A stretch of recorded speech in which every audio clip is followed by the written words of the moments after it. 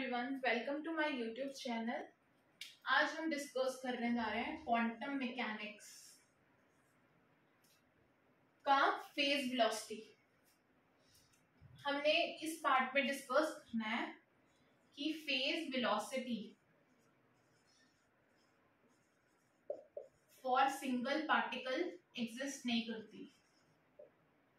Phase velocity for single particle exist नहीं करती, ठीक है।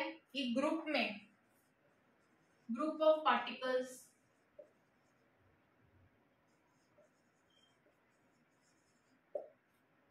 के लिए करती है। ये सिंगल पार्टिकल के लिए ये वायलेट कर जाता है, ठीक है। इसमें क्या है,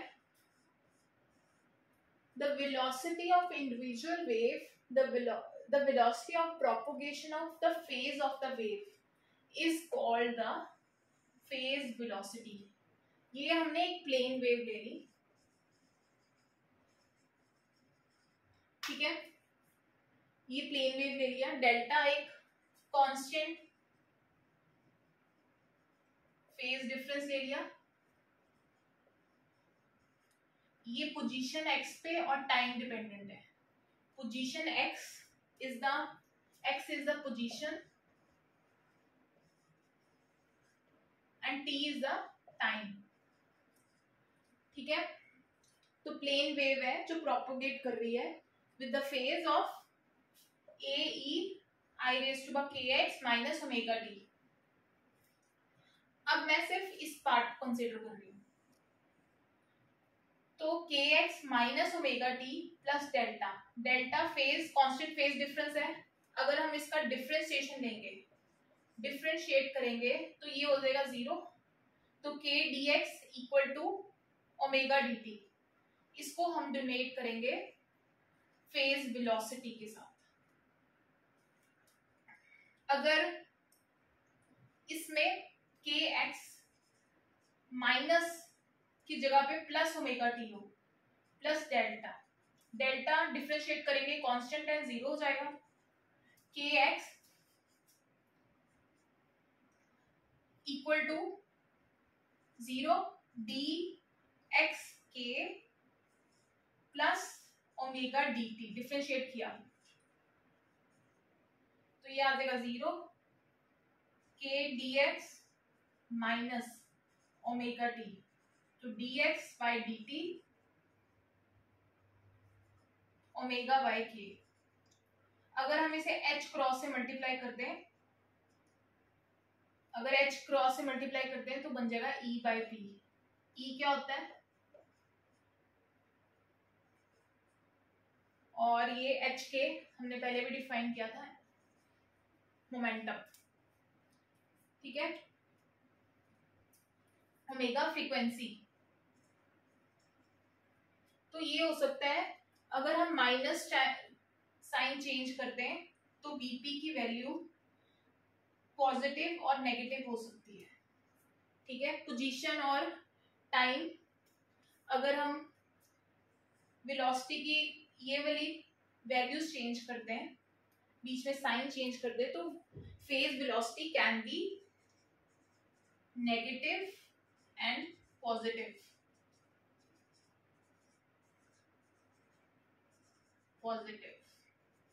ठीक है।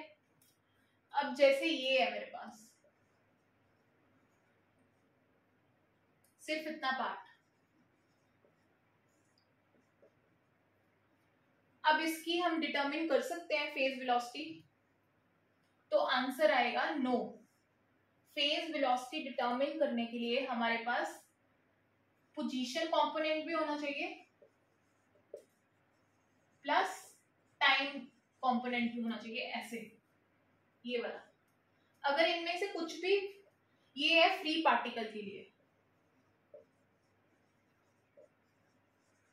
अगर इन दोनों में से कुछ भी मिसिंग है तो हम फेज वेलोसिटी नहीं निकाल सकते, फेज वेलोसिटी नहीं आएगी, कांट बी डिटरमिन्ड,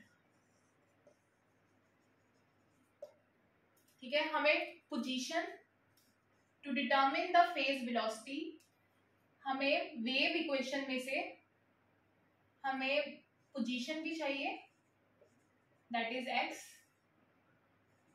और टाइम भी चाहिए दैट इज t, क्योंकि फेज वेलोसिटी दोनों चीजों पे डिपेंडेंट है, पोजीशन पे भी एंड टाइम पर भी। अगर इनमें से कुछ भी मिसिंग होगा तो फेज वेलोसिटी हम डिटरमिन नहीं कर सकते। तो ये तो आ गया फॉर सिंगल वेव। अभी हमने ग्रुप ऑफ वेव्स की बात नहीं कर रहे हैं, हम देख रहे हैं कि सिंगल वेव के लिए ये कंसेप्ट ठीक रहेगा। तो हमें एग्जाम्पल से प्रूफ करते हैं।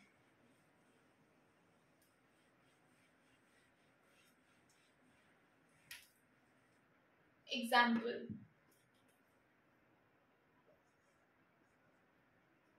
To find the phase velocity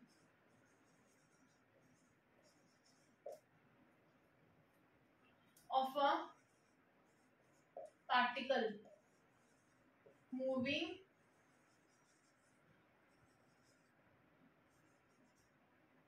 with velocity v and has rest mass m naught।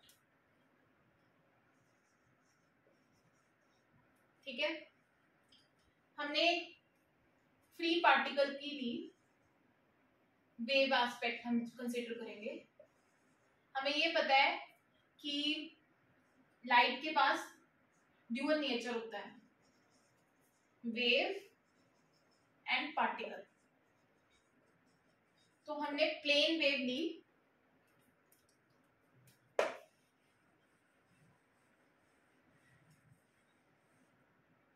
और जो प्रोपगेट कर रही है which is propagating plane wave,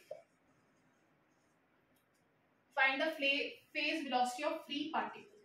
ठीक है, plane wave propagating in x direction, in positive direction. तो f क्या हो जाएगा, f for free particle 0। Free particle के ऊपर कोई फोर्स, कोई वेलोसिटी, कुछ वो नहीं होती।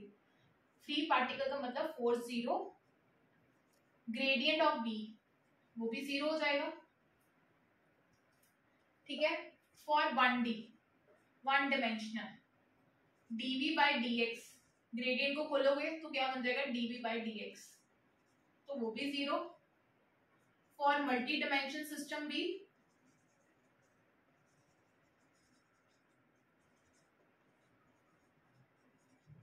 v equal to 0। इसका मतलब जो पार्टिकल है independent of position, independent of position, particle is independent of position, that is x। ठीक है, अब इसके बाद हम चेक करेंगे फॉर नॉन रिलेटिविस्टिक केस।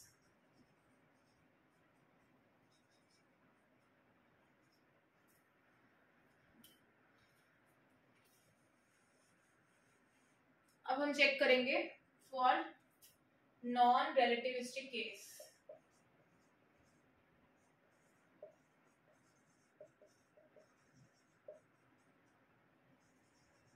ठीक है, उसके लिए किनेटिक टोटल एनर्जी हम लेंगे, kinetic energy plus potential energy.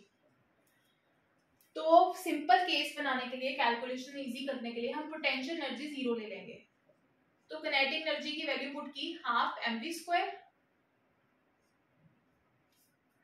Velocity vp कितना होगा, phase velocity, energy by momentum.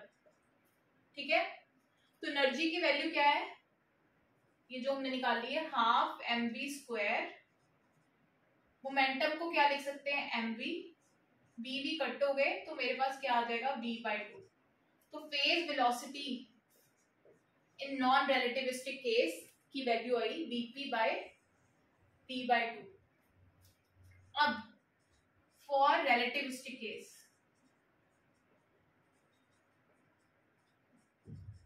इसमें क्या है, रिलेटिविस्टिक में हम क्या लेते हैं, गामा। गामा क्या है,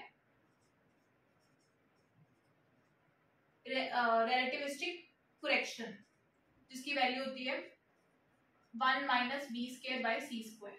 ठीक है, ये तब लेते हैं हम जब लाइट के साथ कंपैरिजन करके हम एनर्जी और मोमेंटम की बात कर रहे हो।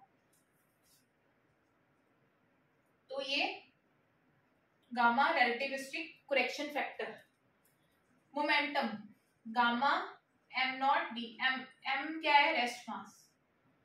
तो हमने फिर वैसे ही निकाल लेना है phase velocity E by P, that is gamma m naught c square gamma m naught b। तो m कैंसिल हो गए, तो ये आ जाएगा मेरे पास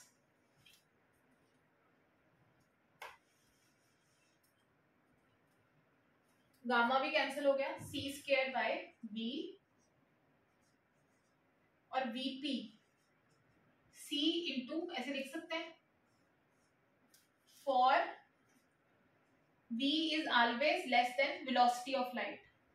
v की जो वैल्यू है always less than velocity of light. Particle की जो वेलोसिटी है वो लाइट की वेलोसिटी से हमेशा कम होगी। ठीक है, तो यहां पे आ जाएगा vp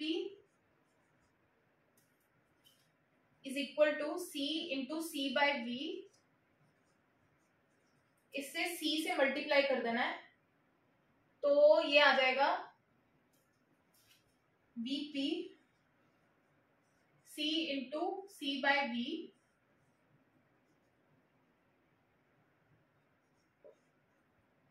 तो ये बन जाएगा vp is greater than c। ठीक है, ये था कि vp हमेशा लेस देन होगा c से। पार्टिकल की वेलोसिटी हमेशा लाइट की वेलोसिटी से कम ही होगी। बट इस केस में क्या बन रहा है, पार्टिकल की वेलोसिटी लाइट से ग्रेटर हो रही है, तो ये रिलेटिविस्टिक फिनोमेना को कोरिलेट कर रहा है। क्योंकि मटेरियल पार्टिकल की कभी भी वेलोसिटी लाइट की वेलोसिटी से ज्यादा नहीं होती, never greater than the velocity of light. ठीक है, हम इसको अब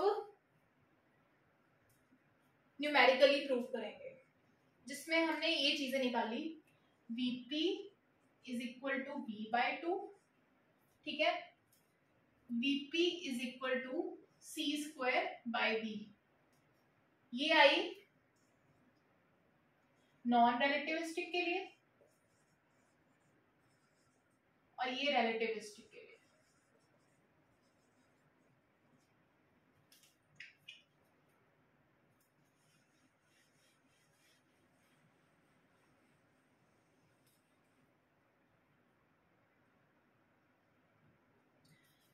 ये रिलेटिविस्टिक केस है।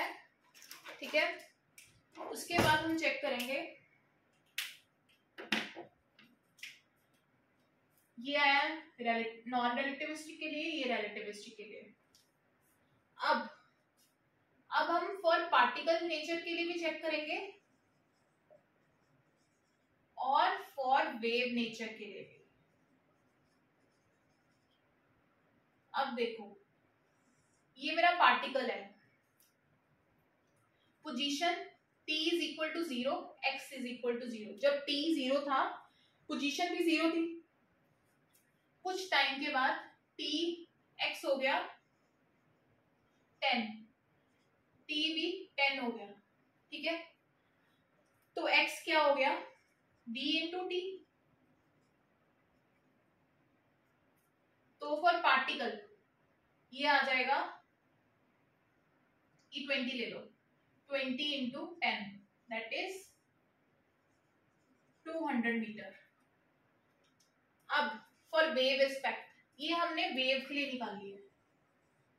हमने कंसीडर किया था कि वेव प्रोपोगेट करिए, for velocity of single wave की हम बात कर रहे हैं। ये सारे जो हमने निकाले हैं रिजल्ट्स वेव के लिए। ठीक है, फॉर वेव के लिए हम कंसीडर करेंगे, तो उसके लिए non relativistic case, non relativistic case,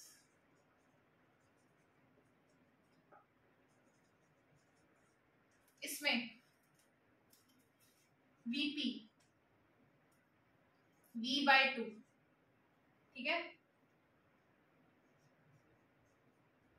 तो ये आ जाएगा vp/2 इंटू टी, ठीक है, सॉरी वेलोसिटी फॉर वेव। तो हमने चेक किया vp का कितनी है हमारे पास,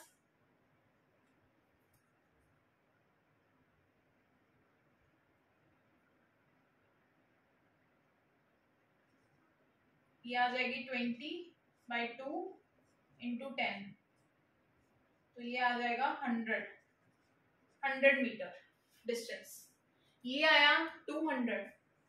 और यहाँ पे जब वेव के लिए हमने, ये पार्टिकल के लिए हमने कंसीडर किया, हम ये कह रहे हैं कि पार्टिकल और वेव हम eight the same time predict कर सकते हैं उनकी पोजीशन को, बट यहाँ पे पोजीशन है वेव की 200 मीटर और यहाँ पे है, यहाँ पे पार्टिकल की नेचर है 200 मीटर पर और यहाँ पे वेव की 100 मीटर, नियरली दोनों वेव की नेचर इससे हाफ पे है, तो ये नेग्लिजिबल भी हम ले नहीं सकते, तो ये कंसिडरेबल वैल्यू है और ये 2 टाइम इससे है, तो एक जगह पे वेव और पार्टिकल की नेचर हम दोनों एक जगह पे हम डिटेक्ट नहीं कर सकते।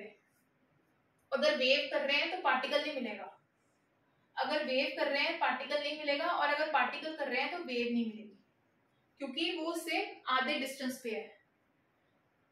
अब हम नॉन रिलेटिविस्टिक केस ले लेते हैं, for non relativistic case, relativistic case that is c square वाला, इसमें सेम वही c²/v हम ले लेते 3 into 10 raise to power and 2 and velocity जो हम ले रहे थे यहाँ पे एंड t 10, ठीक है।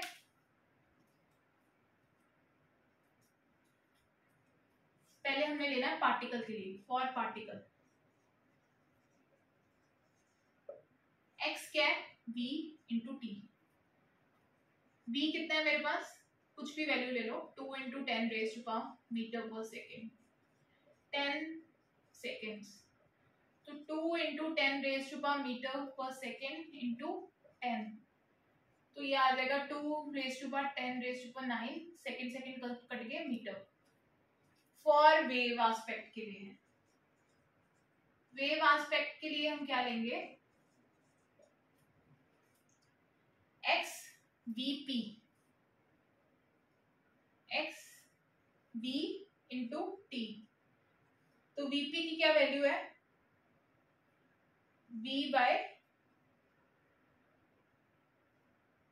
इसमें क्या है vp की वैल्यू c²/v इंटू टी, ठीक है। तो v की वैल्यू हमने ली हुई है, ये 3 into 10 raise to power, light की वेलोसिटी क्या है 3 into 10 raise to power metre per second, ये है v हमने लिया 2 into 10 raise to power 8 metre per second into time, तो ये वैल्यू वेव की ज्यादा बड़ी है कंपैरेटिवली पार्टिकल की, तो कभी भी पार्टिकल और वेव इकट्ठे डिटेक्ट नहीं हम कर सकते। अगर वेव मिलेगी, क्योंकि ये वैल्यू काफी ज्यादा बड़ी आएगी, क्योंकि रेज टू पावर 2 और इसकी वैल्यू है 2 इंटू 10 रेज टू पावर 9, यहाँ पे पावर, तो ये वेव एस्पेक्ट और particle for relativistic case, difficult to detect particle and wave at the same time, तो जिसकी वजह से वेलोसिटी ऑफ सिंगल वेव का कंसेप्ट बिल्कुल एग्जिस्ट नहीं करता, क्योंकि अगर ये एग्जिस्ट करता तो वेव और पार्टिकल दोनों एक जगह पे डिटेक्ट कर सकते थे, तो ये वेलोसिटी ऑफ सिंगल वेव नहीं एग्जिस्ट करता, जिसकी वजह से मॉडिफिकेशन ऑफ, हमने मॉडिफाइड डी ब्रॉगली वेव ली, जो हम इसके नेक्स्ट डिस्कस करेंगे। इससे हमें ये पता लग गया कि velocity of single wave exist नहीं करती, अगर पार्टिकल के साथ कंपेयर करें तो वेव और पार्टिकल इकट्ठे एग्जिस्ट नहीं करते। हमने नॉन रिलेटिविस्टिक केस भी देख लिया और रिलेटिविस्टिक केस भी देख लिया, तो दोनों में यही प्रूव हुआ कि पार्टिकल और वेव एस्पेक्ट से हमने चेक कर लिया कि पार्टिकल और वेव एक जगह पे इकट्ठे डिटेक्ट नहीं कर सकते, तो जिसकी वजह से ये वाला सिंगल वेव वाला फिनोमेना एग्जिस्ट नहीं करेगा। Phase velocity for single particle does not exist.